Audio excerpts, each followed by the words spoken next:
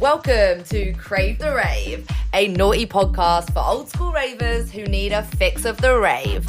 I'm Lady Bizarre. And I'm Jess the Mess. On each episode, we'll be reminiscing over hilarious, embarrassing, and downright mental stories from our raver days. Think trippy tales, fezzy fails, and stories from the sesh. We've seen, heard, and done it all. And we bet you have too. So join us for a trip down memory lane. So, welcome back everybody to another episode of Crave the Rave. I am Jess. And I'm Lara. And we are back in the bedroom recording again. Yes, we are. So, Lara, how you doing? I'm good. I'm stuffed full of sausage. Well, you fed me well. Yeah, Jessie just made me a big sausage sandwich and it was delicious. A big veggie sausage sandwich, I'd like to say. We're no meat over here. Oh, right. Got to help the environment and all that. Yeah, but you ruined it because well, in my opinion, you ruined it. You turned around and said, "Do you want my insides?" Well, tell everyone what your insides are. Well, Jessie has a baguette. Yeah. And hollows out all of the soft, fluffy, yummy, juicy goodness from inside it and then stuffs the sausage in there. Yeah, I get the baguette, I slice it down the middle, and I pull out all the bread. No! I can't. Because then you can fit in more sausage. So I'd rather more sausage than that bread. And I use this, obviously, the outside of the bread as the shell around it. That is a normal thing, and a lot of people do that, I'm telling you. No. Why fill yourself up on the white bread? It's delicious. It's soft and it's fluffy and it's good. I think you're better off having an extra sausage in there. I don't know. You can have the sausage and the bread. You just shove it all down, No. like compress it so it gets to that like thick kind of like paste. No, I got four sausages in that sandwich. Okay. You only got 2 in yours. I watched. So I think I'm winning there. All right. But anyway, how have you been? What have you been up to? Well, I am finally at the end of my egg freezing cycle. Ba-dum-bum. I feel like we need one of those sound effects, those like cheering sound effects. Yay!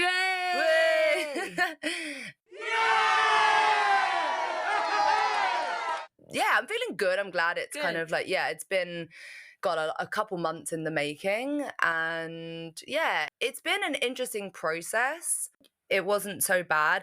I think the part for me that was more, I guess, challenging than I expected was actually like the final part when they do the actual collection. I didn't know anything about anything around this before I got started on this journey because they don't teach you this shit in school.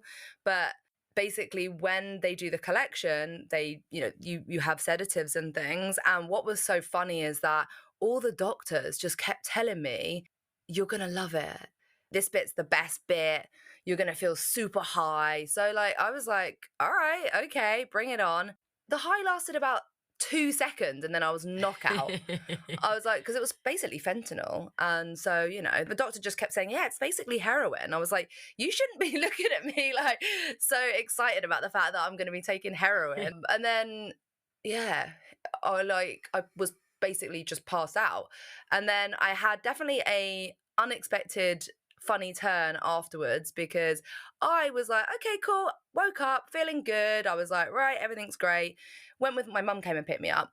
We went to John Lewis in central London and they tell you to go home, just take it easy, rest. And my mum was like, okay, do you want to go sit in a cafe and have some food? And rather than get something small after, you've had a kind of anesthetic or whatever, I couldn't resist, you know me, you know what I'm like, the menu that had this huge beef pie and big portion of chips and mushy peas and gravy all over it. I asked for extra gravy.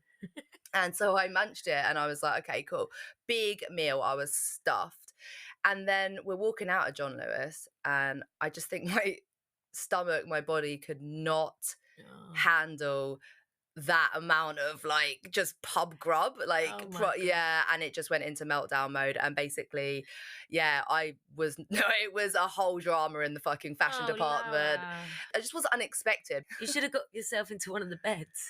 Mate, I know. I was like, those fluffy coats. I was like, I just want to lie on them. But yeah, everyone was like kind of fanning me around me and all this stuff. But yeah, overall, it was something that I wanted to do, and I'm glad I've done it. And I will just say, like, if anyone is thinking about doing it and is unsure or feeling a little bit overwhelmed or confused about the information out there, I totally get it. I was feeling the same way. And actually, if you have any specific questions, like, you can even send us a DM. I would be happy to help, because I feel like I had so many generous people giving me advice and thoughts on it that I would, love to be that person for other people. So send us a little DM if you want to have any, if you have any specific questions about it. I'd be happy to share a little bit about what I know now. It's at Crave the Rave podcast at Instagram. Oh, Lara, I'm just so proud of you. Well done. You've been amazing, and it's actually, I'm just so proud of you. I know it's not been the easiest, but I think your future self will really thank you. Isn't it annoying that now that we're older, we have to like think of these things, and like really our bodies should have probably been producing babies when we were out and about partying, and now we've done this to ourselves. Like, I mean, to be honest, we've had the best 20s getting out there and partying, but maybe we should have been thinking about having babies, so that we wouldn't have to be in this situation now. But well done. Yeah, thanks so much for saying that. I think the thing is, right, like, you go in school, they just drill it into you how, like, don't get pregnant. It's like how to put a condom on a banana. Like, they teach you all of that, but at no point do they tell you, hey, by the way, when you get into your mid-30s, actually it might not even, or even earlier than that, it might not be that easy. So it's like they miss out a whole part of education around that. And I'm like, oh, right. Kind of wish I'd like really thought of that or known that, So anyway, here we are. You feeling good now? Yeah. Good. Yeah. I feel good, and I'm glad I did it. Oh, well done. Thanks, darling. So, how about you? What have you been up to? Well, I have been out, surprisingly. No way. Yeah, I have actually been out on a night out, and I'm gonna tell you now that either I am too old or just a bore now, but it was shit. It was really shit. So it was a work night out, and basically I went out. It was me that planned it, so obviously I had to go, but everybody else cancelled other than a handful of people that were loyal enough and decent enough to actually turn up. So thank God for them, because there was a point where it looked like I was just going to be on my own. No joke. At least if you were on your own, you could actually just go home. Oh, yeah, good point. Yeah, I could have just gone home. But anyway, so basically I went out. Bear in mind, I haven't been out for a long time, and I'm not the biggest drinker anymore. But I was like, do you know what? Let's have a good time. I was looking forward to it.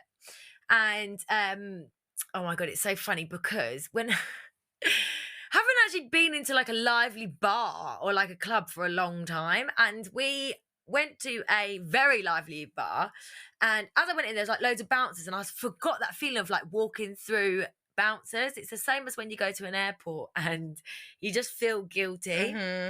So anyway, I suddenly like was walking in. I was with two of my lovely work colleagues, and I was like walking in, and I suddenly saw the bouncer, and I was like, oh my God, like, have I got something? Which obviously I don't have anything. Number one, I'm a middle-aged woman who just does not go out anymore and is not going to be ever getting on it. So like, no way do I have anything in my bag. But for years and years and years and years, I did have something on me. So that fear has never left me, and it will probably never leave me. Totally. So I had this fear of like, oh, is there anything on me? And I was like, no, don't be silly. Like, tell myself as if like you wish, sort of thing. No way. There's not going to be anything in your bag.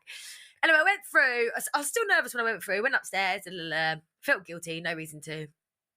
Anyway, after about maybe 20 minutes, I went to top up my lipstick, and I went in my bag, and I was shocked to see a baggie full of white powder. Absolutely full of white powder. And I just had this like, whoa moment. And like, no one else clocked it or clocked me, but I was like, oh my God, what the hell was that? And then I remembered, basically, I suffer from cold sores, and I take these tablets, and they're just like big white tablets, and I put them in a little baggie that I just probably had like a button in or something like that, right? I put them in my bag because if I get a cold sore in an emergency, I can take these tablets. Anyway, they'd been in there for so long that they had disintegrated into literally fine powder. And I want to show you a picture, Lara, to show you what this looks like. You'll have to describe it to people, but sorry. Oh, wow. Yeah. Rocky. I don't know how I would have explained that to them if they'd seen that coming, if they had searched my bag properly and seen that, because how do I describe that? Like, it is a baggie of white powder. And it would have looked like I was making excuses. Yeah. It would have been so embarrassing. I was with work colleagues that have never got on it in their lives, very square people. It would not have gone down well. Would I have even got in? I don't know. I don't think the police would have been called or anything like that, but it would have been a really, really, really embarrassing experience. But then I am in a bar, and I don't know where the night's going to lead to, probably other places, and I have this bag of white powder on me. So I'm now suddenly trying to think, how do I get rid of this bag of powder? Because I'm terrified that if, I know, I walk back in or out or something and forget, that they're going to find the bag of white powder. So I'm now thinking, where do I go? So no, I went to the toilet and done the classic thing of putting it in the tampon bin. I did think, God, imagine if I was like to hide this somewhere and then someone was to find it, like somebody somewhere would be like, yes. Anyway, I didn't. I disregarded it in the bin. And You disregarded it. Discarded it. Is that right? What's Yeah, the word? discarded. Yeah, Discarded it. Discarded it. Discarded it in the toilet. No, I didn't. In the bin. So you got me in a kerfuffle. I threw it in the bin, and that was that. But it just made me think, God, like it was a mad situation, because I thought, imagine if they had actually found it, how embarrassing that would have been. Oh shit, that is the worst. I remember when I was in Mexico, I was at a dance event. Again, people who are very square, very normal. And I had, a little bit of smoke on me. I rolled half a joint, nothing too incriminating, but you don't really want to be playing with the Mexican police. And I'm in a dance event in some little club, and we're all very sensually, calmly dancing. It's intimate partner dance. I'm with some guy who I'm still convinced had a boner, but I couldn't figure it out because we were dancing so slowly and so closely that I don't know if it was his phone or what, but I was like, I'm feeling really awkward because like, is that, you know? Anyway, while this is going through my head, I have a moment to open my eyes and I just see a police dog. And I'm like, oh my God. In the middle of this dance, I'm like, oh my God, no. And the whole club is getting raided. So the club is getting raided. I'm in like a really sophisticated thing and I freak out. And I just, in the middle of the dance, just looked, and it was probably not my most discreet moment. It was like a bit flames. I just basically fast speed walked to my bag, grabbed my bag, went into the bathroom, tried to discard the joint, which was in a little pink tube. It was all very cute. It was literally half a joint. And then I just got grabbed up, and yeah, they were not, I was like, they obviously saw me make my quick moves. And anyway, it ended up being like about 10 pounds worth of coins, and they stole my speaker slyly out of my bag. Ooh. Yeah, because that's kind of how they roll. But the reason I'm mentioning that is because I was with all of these people, and I was just so glad that I didn't end up getting, like, that all happened in the girls' bathroom. Like, most people didn't even notice. It was one of those situations where, like, if I had been cuffed and taken back through that club, I'd have been mortified. It was all my dance teachers, the best people in the dance community from all over the world. Like, yeah, it was not the sort of place you want to be getting nicked at all. So anyway, that just made me think of that. Not fun. Yeah. So anyway, how was the rest of the night? Well, I don't know if I'm getting old, or maybe it was the venue. I'm not going to say what it was, but it's not really the sort of place I'd go to. It's very much the place that you'd go to with work people, rather than, like, put it this way, it was like pop music. Mm-hmm. And what surprised me was that everyone was really young, and it made me feel really old, like they were all just out of uni. And I was a bit I'm going to be honest, I was a bit jealous looking around at the big group of friends that all, like, I just looked at them and thought, God, you guys don't have any responsibilities. And, like, I spent way over 100 quid on drinks, and I thought, God, that was me. That was what I did every weekend. No wonder I had no money, because all my money would go on that. But yeah, I looked around, I thought, God, these people are young and fun, and I'm not anymore. For one, I thought that as soon as I walked in there, I thought the music was too loud. Yeah, I really did. I thought the music was too loud. And then I had this sort of thing where I was like, I got to get drunk if I'm going to enjoy this. Yeah. But what shocked me was when Taylor Swift Shake It Off came on, I'm not joking, the place erupted. Everybody jumped up and started going mad and dancing. And I was like, whoa, whoa, whoa, whoa, whoa, whoa. Have I missed something here? What is going on? Is this a tune that you dance to? But I swear to God, everyone got up and started dancing like crazy, like everybody. It made me think, like, was this like a uni tune or something that everyone loved? I don't know, but as like somebody that's like 15 years older, I did not get it. I didn't get it at all.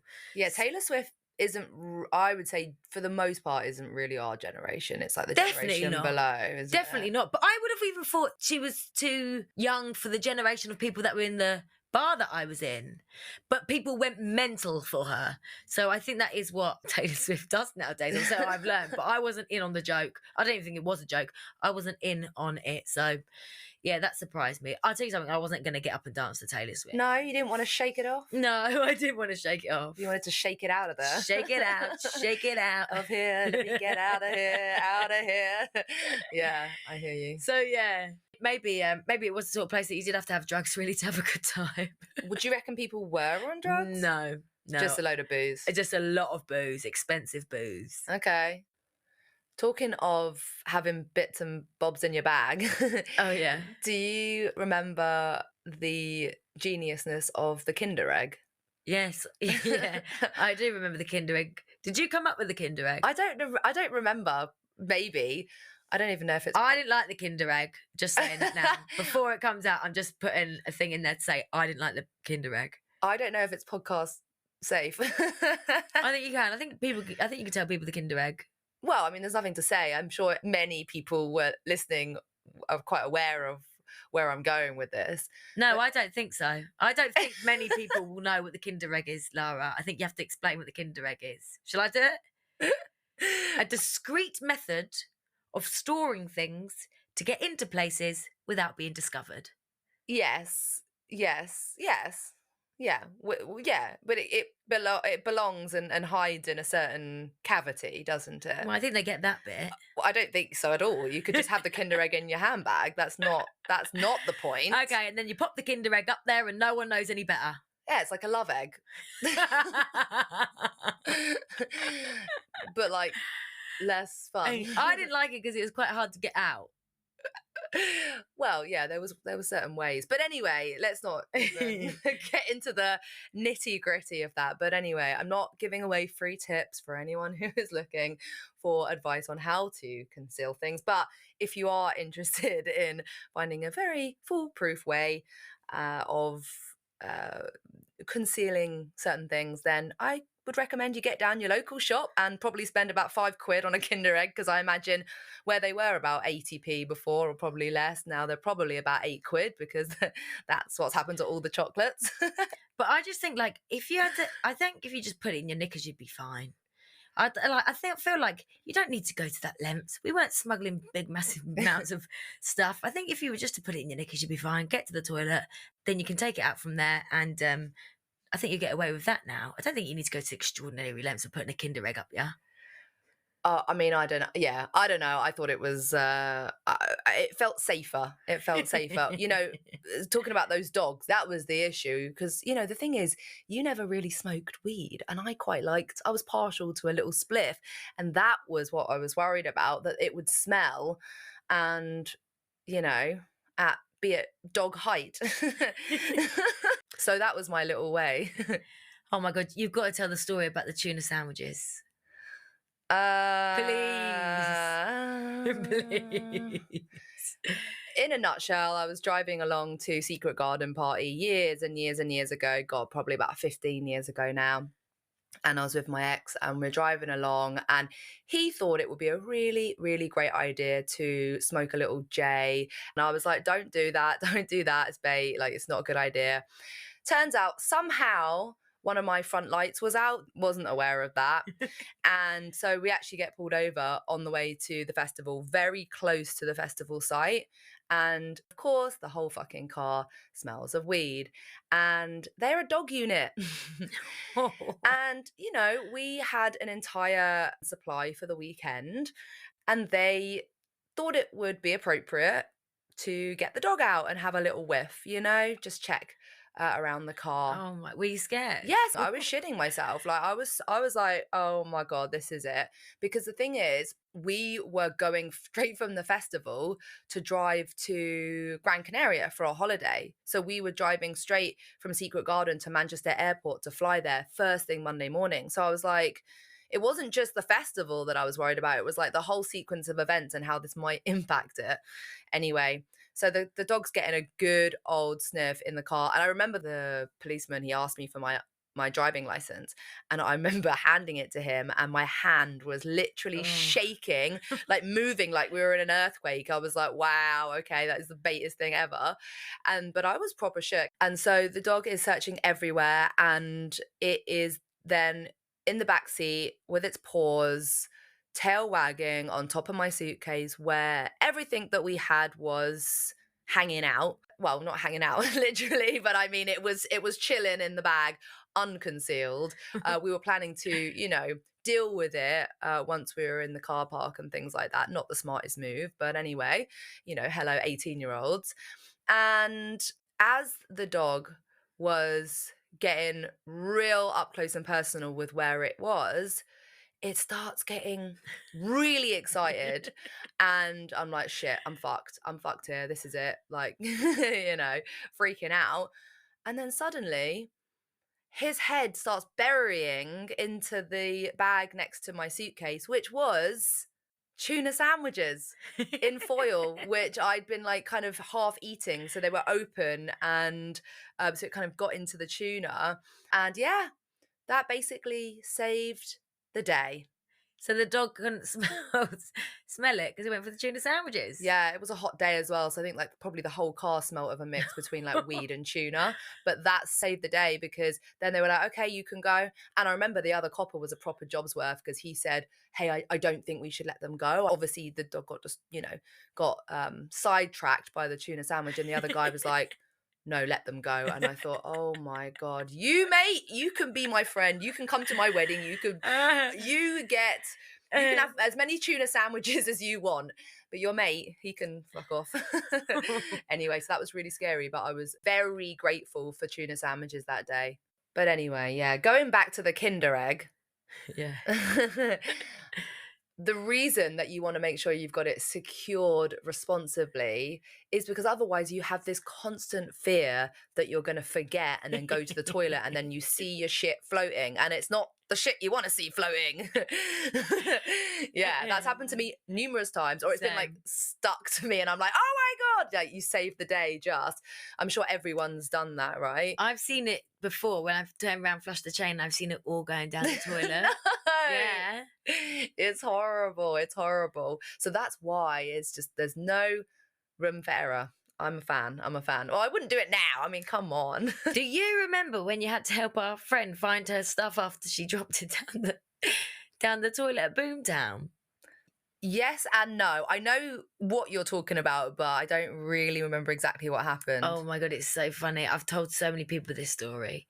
So we arrived at Boomtown on day 2 of Boomtown. I'm sorry, but everybody's faces looked so upside down at this time. Like it hadn't been kind to most people at the festival. I remember that. I remember that part. Everyone was looking wrong. Yeah, because I remember we turned up and we were like, is this what we normally look like on day 2 of a festival? Yeah. Because when you're not in it and you enter, it's a whole different world. I think it might have even been like, we turned up on the Saturday, so it was like day 3, and we turned up feeling fresh. We had free tickets, so we got there on the Saturday morning, and we walked in, and I remember we went through VIP, and we were about to go to our campsite, and we stopped once we got in and put down our bags, and our friend went to the toilet, and we heard Lara. So you got up and you went over, and I couldn't believe what you told me. Luckily you had a photo to prove it, but she thought that she had dropped her stuff down the toilet. Bear in mind, she was sober and we were just arrived and we were feeling good. And she asked you to help her while she went down into the toilet so that the toilet was at her waist, and you had to hold her legs so that she didn't fully fall in. And she searched around to see if she could find the stuff that she thought she had lost, only to later on, no, not much longer, find out that it was in her bra all along. The whole time. Do you remember that? You came back and you showed me the photo, and I actually thought that you guys had lost the plot. I thought these people, there's something wrong with them. I couldn't understand in a million years what was going through your minds, that you were holding her legs to stop her from falling into the shit pit of day 3 of the festival. And she wasn't even that fazed by it, to be fair. She was like, oh god, thank god I found them. Never mind the fact that you've just put your whole head down a fucking shitty bog. Oh my god, I remember that. I was actually shocked that she was up for it, because she normally has quite a weak stomach, and I think she was just like so focused on like the mission that she just went for it. And then she found them in the end. That is jokes, isn't it? You know, there was actually a girl at Leeds Fest.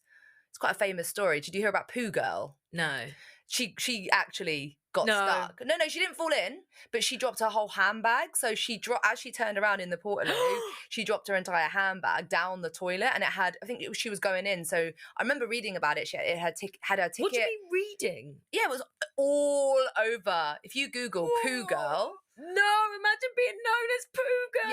Yeah. Her name was Charlotte something. I remember. Charlotte yeah, because I looked it up recently. Recently? No, and it was no. It was actually ages ago. I think it said 2009 or something.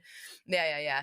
But You saying her bag fell in, and it had like everything in it. So she had to get it. No. Anyway, no. She basically leant in, got all the way down to her shoulders, and was trying to reach it, and she just couldn't get back out. She got completely stuck. They had to call the fire brigade to get her out, and she was stuck for ages. And then word spread, because obviously they had to bring a fire engine or fire crew in to actually get her out. She did interviews and being like, yes, I'm Poo Girl, yes, I'm famous Poo Girl. She then tried to make money out of it. She did merchandise. No, I'm joking. I am Poo Girl. Oh my god. I think I could lose a whole bag of stuff at a festival, like a whole bag of anything, and not care. Like, I don't take the best things to festivals anyway, so I think if it fell down there, I'd be like, so long, see you later. What, phone, festival ticket, and all your money? Festival ticket, they'll have it somewhere on a system or something. I'll say, look, come and have a look with me. Look, put your head down there. That's my ticket. I'll try that before I fucking put my head down there. I'm telling you that. I'd put my head down there, but I wouldn't be getting stuck. Well, hopefully not. I think she said she got so close, but she was just like, and then she just realised she couldn't get back out. You'd be Devo, wouldn't you? Anyway, that's really bad. That is the sort of story that you hear of, but you just don't believe. Like, I'm sorry, it's hard to believe that somebody got that fire brigade came to a festival and had to cut her out. I believe you. I'm gonna look up Poo Girl, but it is hard to believe. There's loads of stories like that, and I don't know what to believe. Have you heard the story about the snorkel men at Glastonbury? No. Right, this is a thing. You haven't heard this? No. Okay, so this is a thing that people swear to God, and I have Googled it, and apparently it is a thing. So I'm going to assume it's before Glastonbury had the sewer network that it does. I don't know how this works, okay? But I'm guessing that it's from, like, you know when those toilets used to have like the big trough underneath? That in itself is revolting. I heard people, whether it's people or somebody or what, I don't know, but they put on a snorkel and they snorkel in the toilet, and then they pop their head up through the toilet when your people are going in. That is what? How can you even think that's true? They're snorkeling in shit. I swear to God, quite a few people have said that this has happened to them, that there's a man that hides in the toilets with a snorkel, and he snorkels up through the shit, and when people are going for a piss, they see the snorkel man. No, I refuse to believe that. What would be the benefit for him? I don't know. And also, could he not just be thrown out for being an absolute perv? Imagine if you pull your pants down and you see Goggle Man. Yeah, that Goggle Man. Anyway, that is one story. There's so many of these funny stories. Do you remember when you first started going raving? And like, I remember being really scared because I remember hearing that people used to go around with needles with HIV in. What? Acid. And then they'd go around and put a jab a needle of acid in your, and then you'd be like fucked afterwards. Do you not remember that one? No. That literally used to terrify me. I used to think about it all the time when I was younger, and I used to be at raves. Remember, we were raving at like 16, weren't we? No. So like, I was actually like a child's mind. I used to imagine, I used to have this like fear in the back of my mind that I might get spiked with either HIV or Jesus. or acid with a syringe. You never heard that one either. Never. I bet you so many people have heard that one. Me and Okay. Ashley were talking about it the other day, and he had heard of that one. Well, if you're listening and you have heard of these, let us know. Or let us know of other myths that you've heard of about like partying and raves. What about the uni one, which is that, so where I went to university in Manchester, and there was a park near Fallowfields, and somebody got their head stuck in a bin, and whilst their head was stuck in a bin, someone came and bum raped them. What?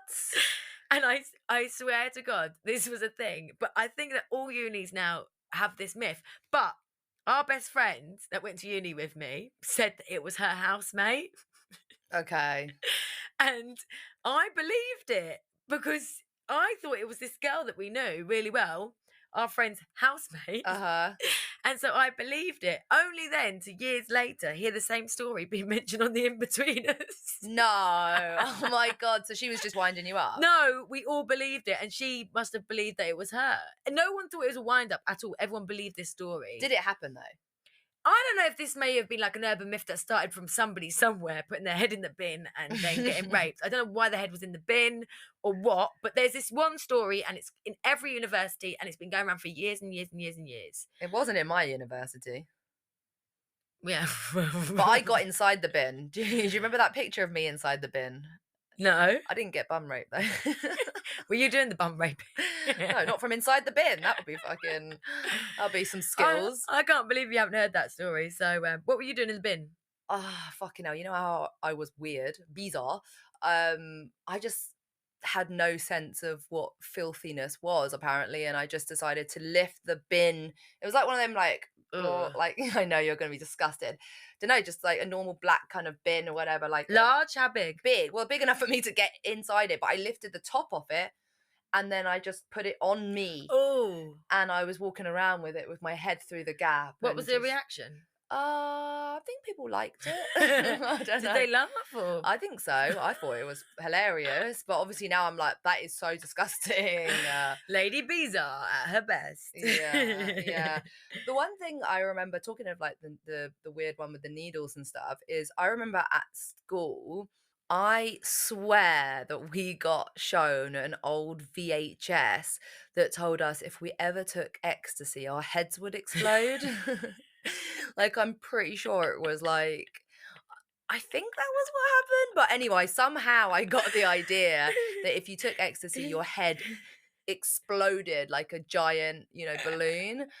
Do you remember? I don't know if I was the only weirdo that played Theme Hospital, but there used to be this like old school PC game called Theme Hospital, and there was something called bloaty head disease, and you had to take them to the special bloaty head disease clinic to get them burst, basically. That's what I imagined happened to your head if you took pills. Oh my God, you must have been terrified the first time. Yeah, it didn't stop me though. I was willing to take the chance. Maybe it was the same. It'll blow your mind, man. It'll blow your head off. It'll blow your head off. Literally. Yeah. Obviously, no, but just a caveat that they can be dangerous, and I'm not joking about that, and obviously bad things happen, but your head doesn't explode. It doesn't explode into a million little pieces. A million little tiny pieces, no. So this next story is 100% true. It's not a myth. It's insane. And it didn't happen to me, but I was there, and I know that this is 100% true. So for my birthday years ago, we went to Berlin. You lot all surprised me there. It was amazing. And we went to Berghain, and I'll tell you about how I got into that another day because that was a miracle. But anyway, we got in there. And my husband, Ashley, who was my boyfriend at the time, went to the toilet. I went with him, but I just waited outside. And when he was in the toilet, he went for a wee at the urinal, and there was a guy crouching underneath the urinal asking him to piss on his face. No. I swear to God, he came out of there and he was white as a ghost and he couldn't believe what he'd seen. And our other friend, Joe, was in there as well. And he came out and said the same thing. And basically, there's a guy who's known for being in these toilets and stays in there and asks people to piss on his face. Did he do it? He regrets it so much that he didn't do it. He always says to me, I really wish I'd just done it, but he didn't do it. He was so shocked that he just couldn't get his head around it and like quickly left and ran back to me. And like I remember he couldn't even like get his words out, and then Joe like came following out white as a ghost behind him and was like, oh my God, I just seen that, what the hell. But apparently he's like a feature of the club. Oh, that's nice. I mean, yeah, golden shower. Just so weird.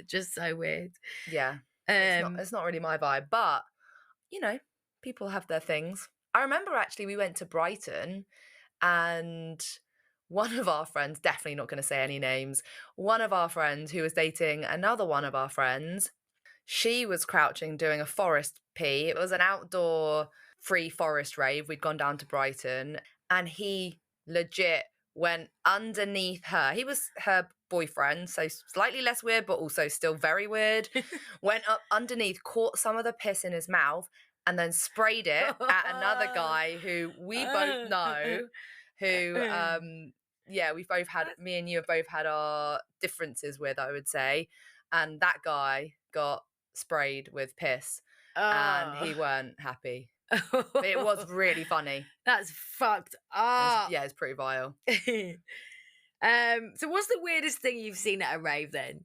Well, that's one of them. Yeah, that is fucking weird. I would say that's definitely one of them. What about when I was younger and I went to Ministry of Sound to a drum and bass night, and I I was always the person that went off and made loads of new friends. I ditched my mates when I got into a club. That, yes.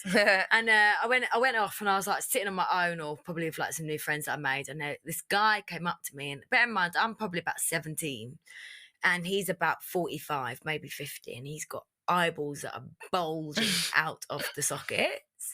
And he's like, oh, hello, starts chatting to me, and I'm all like, oh, hello back, and whatever. And I was thinking, God, this guy's a bit weird. Anyway, he started talking to him, and it turns out he's just got out of prison that day. I don't think I asked him what he was in there for. I don't think I wanted to know. He'd just got out of prison that day, and he had taken 20 pills. And honestly, his face was like upside down, chewed off, eyes bursting at the sockets. And I remember thinking, fuck, this is fucking weird. Anyway, he wanted my telephone number. So I gave him a fake telephone number, and then I went off to find my friends. And then later on, he came up to me and I was with all my mates and was like, oh, your telephone doesn't work. Your telephone's not ringing. Can I check the number? So I was like, oh, sorry about that. And like, oh, God, the digits are wrong. Gave him the right telephone number. And then I was getting phone calls constantly after. No. And I saved the number as like, do not pick up. And the voicemails were so funny afterwards, being like, hey, I met you, you're amazing. I thought, oh my God, this imprint in my mind of this man totally off his nut. It was like terrifying. Oh shit, yeah, not the kind of stalk you probably want. He just probably wanted a friend. Yeah, he did, but I mean, it was the eyeballs that were terrifying. You needed Flirt Divert, didn't you? You needed to give him the Flirt Divert number. Literally. Do you remember that Flirt Divert? Oh, it was so good. Radio 1. Yeah, it was Scott Mills, I think it was. It wouldn't work now because people don't do voicemails and like use phone in the same way. So basically, what it was if somebody asked for your phone number, like after a night out, or maybe if you've even got with them, you'd give them the Flirt Divert number, and then Scott Mills would play the voicemails on the radio afterwards, and some of them were so funny and so tragic. Honestly, I remember one where this guy like lost his shoe and he left his shoes in the house, and he kept trying to call to get his shoe back. I mean, the girl that gave him Flirt Divert's number smashed it because it was hilarious. There was also, actually, it's funny because we've been talking about shit and I feel like shit and piss this episode, weirdly, but I remember one specifically. I can't remember exactly what the full story was, but I do remember there was, I think it was a voicemail of someone saying that they'd found the turd that they'd so a girl had obviously done a shit and then blocked the toilet and had to get a load of tissue in her hand to pick it out of the toilet and throw it out the window. But then the guy was saying, by the way, my mum found this, or like it had gone like somewhere, it had gone into someone, you know, like got it basically on the window. Found, yeah, do you know what I mean? Like it was something like that. In Barrow, that is so the cringiest of cringe. But anyway, the message never got back. It just got to the national population of the UK, apparently. Do you know what? There's so many funny, weird things that have happened at raves. If you guys have got a story, please can you message us, because we'll read them out. Like, one of the main reasons I wanted to do a podcast was about raving is because there's so many funny things that come out of it and weird situations. So if you've got a funny or a weird situation or a memory, please let us know, because we'll read it out. Just like Flirt Divert did. We'll read it out and we can all have a good laugh together. Yeah, and obviously it can be anonymous. Yeah. I'm sorry, but your reaction to the guy asking Ashley and Joe to piss on his face was just really calm and like, cool, whatever floats his boat. Like, do you not think it's weird that he was asking them to piss on his face in a club? I mean, the thing is, like, there's a lot of, you know, sex clubs and nights like that, like, what? Even in London, like Torture Garden and stuff, where people get into like piss play and no. I think, you know, like, I think I wouldn't, you know, play like 2 girls 1 cup. I think that's another level. You remember that? This was, yeah, I do, and I've never ever want to see that. But I've never watched it. You think it's okay and pretty normal for a man to be crouching under the urinals in a toilet to ask people to piss on his face? You are fucked up. You are bizarre. I'm telling you that. No, I'm not fucking saying it's normal, and I'm not saying I would do it or would want it anywhere near me. But your reaction was that. I'm sorry, you was like, yeah, whatever he likes. You do it, girl. I was just like, okay, cool. No, it's not cool. It's really not fucking cool, Lara. There's sex clubs, and then there's a man begging people to piss on his face in a fucking urinal. They're 2 different things. It doesn't sound like the most hygienic thing, I would say. It's revolting. It's fucking wrong. I'm all for do what you want, but that is fucking next level. Well, fair enough. Well, each to their own, you know? Oh, for God's sake. If I see you crouching under a fucking urinal asking people to piss on their face, well, I'll just leave you to it. Maybe for like a certain amount of money.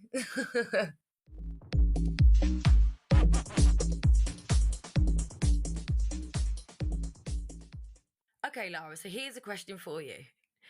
Would you rather be Poo Girl, the girl that got stuck down the toilet, or Piss Man, the man who hides under the urinals in clubs and asks people to piss on their face? Or Snorkel Man from Glastonbury. Or Snorkel Man. Or Snorkel Man. Which one would you rather?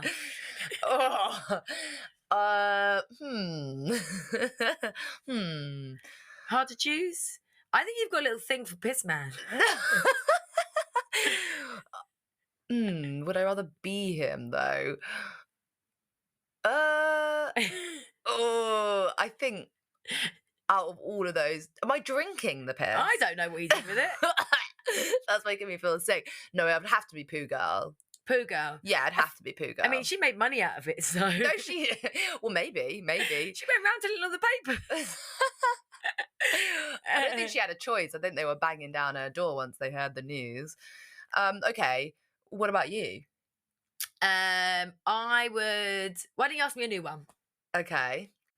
All right. Okay, here's one for you. Would you rather have Taylor Swift Shake It Off stuck in your head for the rest of your life and you can't hear any other music? Whoa, okay. Okay. Or would you rather be feeling drunk all the time? Oh. From the moment you wake up to the moment you go to bed. That's a good one. I hate being drunk. I actually hate being drunk, but I hate it. Do you know what? I'll go Taylor Swift, because the amount of fun those people were having when they were getting up and dancing, albeit they were drunk, I'd say, oh no, because I can't listen to any other music. Imagine even if I went to like a funeral and it was serious music starts playing and all I can hear is shake it off, shake it off. Mate, you'd be raving to Taylor Swift. you'd go to like drum sheds or whatever, and everyone would be having a fucking rave, and all I can hear is shake it off, shake it off. Yeah. Oh, but I mean, imagine my life always drunk. Well, I wouldn't get anything done. I'd go Taylor Swift because I'm quite a bad drunk, so at least then I'll just have to disguise it. So yeah, good one. Yeah. There's no great choice. Well, that is the end of this episode. It's been a weird one. I've loved it. Yeah, it's been fun. So if you like listening to our weirdness, please share with any other weirdos and follow us to make sure that you're up to date with all our latest episodes. Until then, goodbye. See you soon. Bye.